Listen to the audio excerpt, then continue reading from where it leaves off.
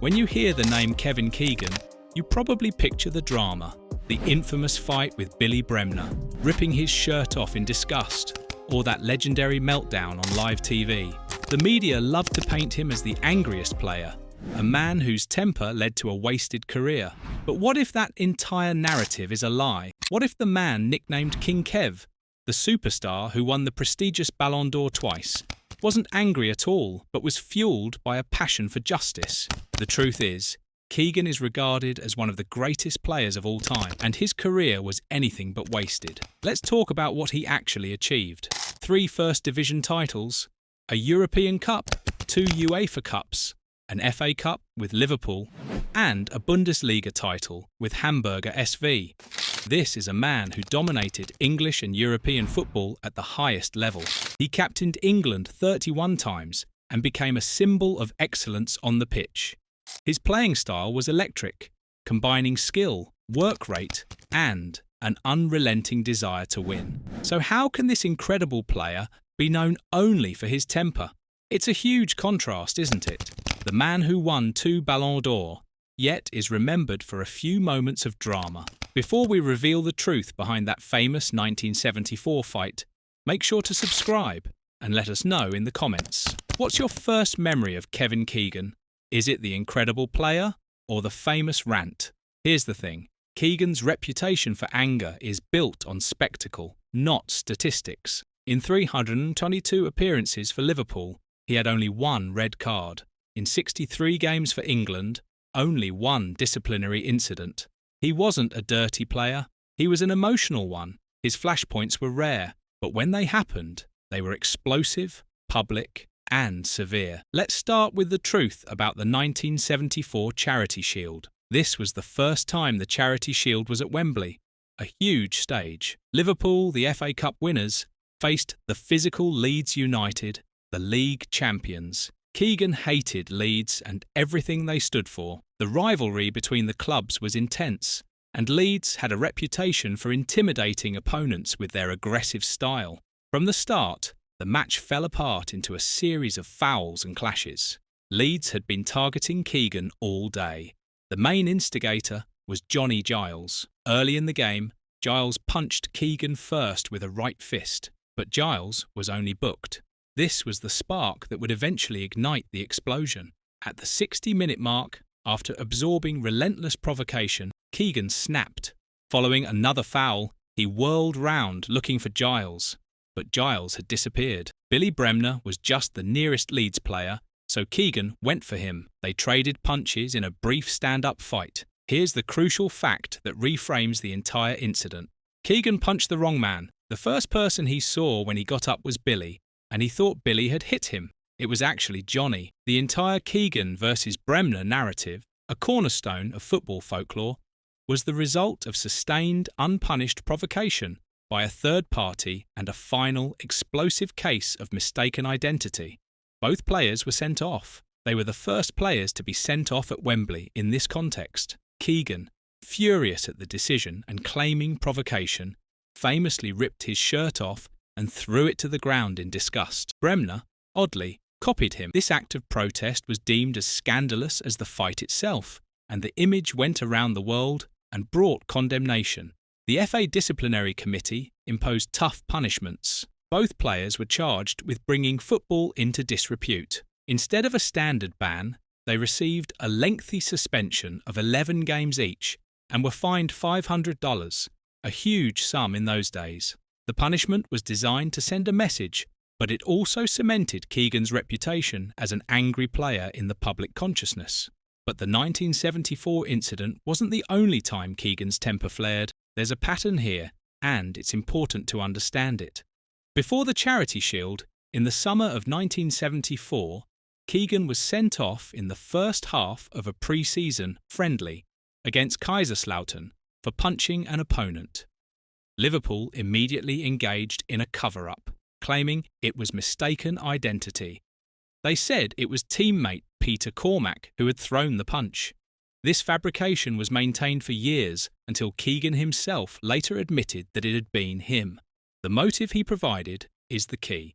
He and other players were seeking retribution for a bad tackle on a teammate, and Keegan just happened to get to the player first. This event is crucial.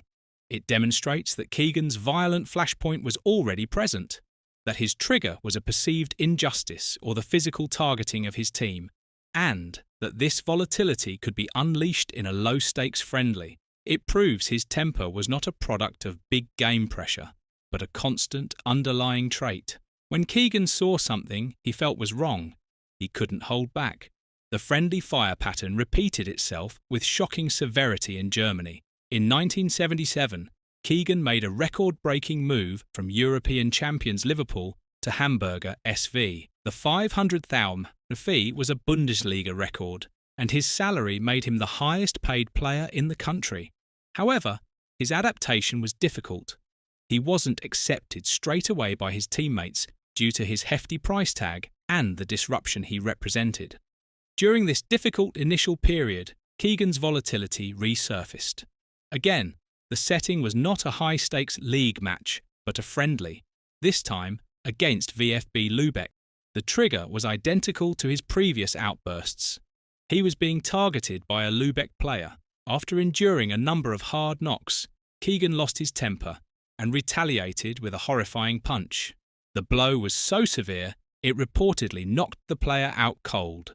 In a move that suggested a dawning awareness of the consequences, Keegan walked off the pitch before the referee could show the red card. The act was so shocking, especially in a non-competitive match, that he was handed a severe 8-week suspension. He was also fined and forced to make a formal apology to the Lübeck supporters. This incident, paired with the Kaiserslautern punch, solidifies a key pattern. Keegan's volatility was not a product of big game pressure.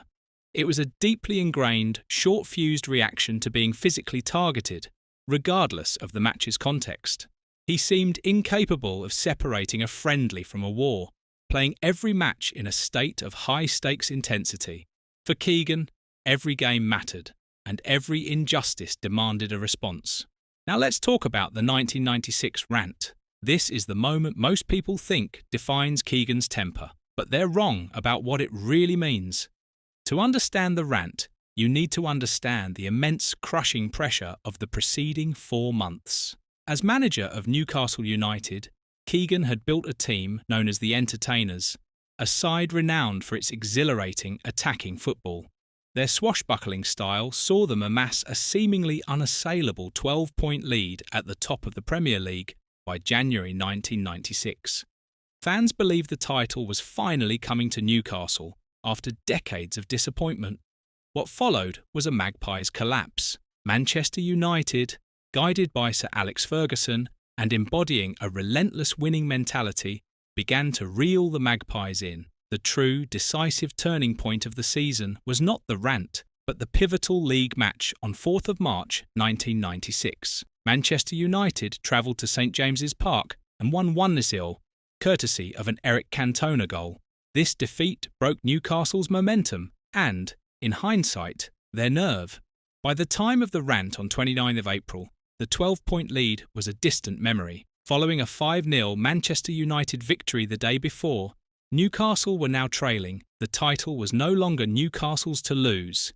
It was Manchester United's to win. The trigger for Keegan's outburst was, once again, a perceived attack on sporting integrity. Sir Alex Ferguson, a master of mental manipulation, began to publicly question the professionalism of Newcastle's upcoming opponents. He cast doubt on the commitment of teams like Leeds United and Nottingham Forest, insinuating they wouldn't try as hard against Newcastle as they did against his Manchester United team. The most pointed dig was directed at Newcastle's upcoming game against Nottingham Forest, which was also serving as Stuart Pearce's testimonial. Ferguson suggested that Forest might even let Newcastle win or do them a favour. For Keegan, this was not a wily mind game. It was a slanderous and shockingly unprofessional accusation. It was a direct, public insinuation of cheating. Just as he had reacted to the physical targeting of his players at Kaiserslautern, he now reacted to the moral targeting of a respected professional like Stuart Pearce, and the honest nature of the English game he cherished. The famous outburst occurred on Sky Sports Live, moments after Newcastle had completed a hard-fought 1-0 win over Leeds United, the very team Ferguson had suggested would roll over. Keegan, visibly agitated, did not break down, but rather chose to respond directly to Ferguson's comments. He said, "A lot of things have been said over the last few days, some of it almost slanderous. When you do that with footballers, like he said about Leeds, and when you do things like that about a man like Stuart Pearce, I've kept really quiet, but I'll tell you something. He went down in my estimation when he said that. This is the core of the matter. It is not the ranting of a man cracking under pressure. It is a statement of righteous anger. He is defending the honour of the Leeds players who had just tried to beat him and the honour of Stuart Pearce, whom he felt Ferguson had disrespected." He continued, "We have not resorted to that. You can tell him now. We're still fighting for this title, and he's got to go to Middlesbrough and get something. And I'll tell you, honestly, I will love it if we beat them. Love it." This is the famous emotional crescendo. It is a raw, human and passionate expression of desire, not an unhinged breakdown. It is the sound of a man who lives and breathes the emotional stakes of the sport, reacting with authentic passion. He then said, "I think football in this country is so honest." He circles back to his core theme. His entire outburst was, in his mind, a defence of English football's integrity, which he felt Ferguson had violated. The media narrative was that this was the moment the title was lost. The rant was cemented into Premier League folklore as the definitive sign of him cracking under pressure. It is presented as the moment Ferguson's mind games won the psychological war. This narrative is a Sky Sports myth, a compelling piece of television drama that relies on flawed reasoning. The title was already lost. The crack-up narrative relies on the idea that the rant caused the collapse. The timeline proves this false. The 12-point lead was gone before the rant, primarily due to the 1-0 home loss to Manchester United in March. The rant was a symptom of the frustration of having already collapsed, not the cause of it. It had no impact on the result. The rant did not change the title's destiny. In the subsequent game, Newcastle were held to a 1-1 draw by Nottingham Forest, the Stuart Pearce testimonial game. On the final day, Ferguson's side got something at Middlesbrough, a comprehensive 3-0 win, while Newcastle could only manage a 1-1 draw with Tottenham. The title was lost by 4 points. The rant is remembered because Newcastle lost. It serves as the perfect dramatic emblem for Newcastle's unbelievable capitulation. Had Newcastle gone on to win the league, the exact same speech would be recalled as a positive, rousing, title-winning speech, a moment of defiant, heroic passion. Instead, it is misremembered as a breakdown. So what's the truth about Kevin Keegan? The angriest player label is a simplistic caricature of a far more complex and compelling figure. Keegan's career was not defined by consistent anger. His disciplinary record for a superstar player who was relentlessly targeted is remarkably clean. The reputation was born from the spectacle of his flashpoints. They were rare, but they were public, violent, and resulted in severe headline-grabbing punishments like the 11-game and 8-week bans. A clear, unifying pattern emerges. Every major incident was a reaction to a perceived injustice or provocation. This is true for the retribution punch at Kaiserslautern, the retaliation to the targeting at Lübeck, the explosion after being whacked by Johnny Giles at Wembley, and the furious response to Ferguson's slanderous attacks on the integrity of Pearce and Leeds. The overlooked incidents at Kaiserslautern and Lübeck are, perhaps, the most revealing. To react with such violence in non-competitive friendly matches demonstrates that Keegan's competitive intensity was not a switch he could turn on for big games. It was a constant, uncontrollable state. He was incapable of playing without stakes. The two most famous incidents are both widely misunderstood. The 1974 Charity Shield was a case of mistaken identity, where Keegan punched the wrong man, Bremner, after being provoked and assaulted by another, Giles. The 1996 rant was a case of misinterpreted motive, where a passionate defence of sporting honour was miscast by the media as a psychological crack-up.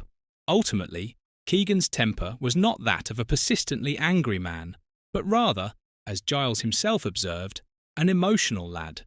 It was a passion that fueled his entire being. This was the same passion that drove him to win 2 Ballon d'Or, and the same passion that inspired the entertainers. It was his greatest strength and his most profound human flaw. The anger was not the opposite of King Kev.